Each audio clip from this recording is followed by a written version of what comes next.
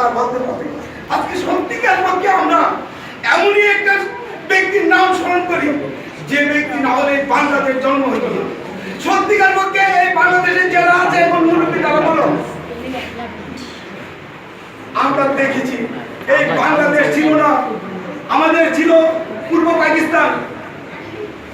এই বঙ্গবন্ধু শেখ মুজিবুর রহমান যদি না হতো, না জন্মিত, তাহলে এই বাংলাদেশ জন্মিত না। এটা সত্য বাস্তব।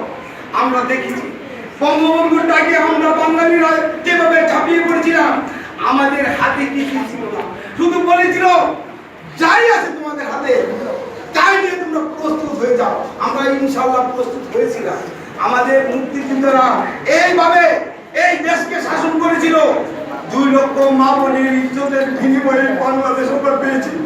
কিন্তু বিশ্বাসঘাতকেরা আজকে এমনই নির্মমভাবে হত্যা করেছে, বঙ্গবন্ধু সপরিবার হত্যা করেছিল এই 15ই আগস্ট।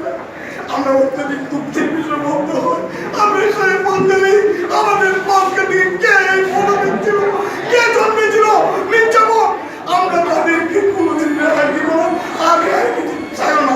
এখন পর্যন্ত মনে হয় 7 জন পলাতক আছে, 7 জনের ভিতরে 6 জন আছে, একজন মৃত্যু হয়েছে, 6 জনের ফাঁসি হয়েছে। ইনশাআল্লাহ আমরা এই বাংলার বুকে আমরা চাই তাদের ফাঁসি দিয়ে আমরা ওই সুখে আমরা একটু নির্মূল করতে। এই আশা রেখে আমি আমার সংক্ষিপ্ত বক্তব্য দীর্ঘায়িত না করে এখানে বিদায় নিচ্ছি। আল্লাহ হাফেজ।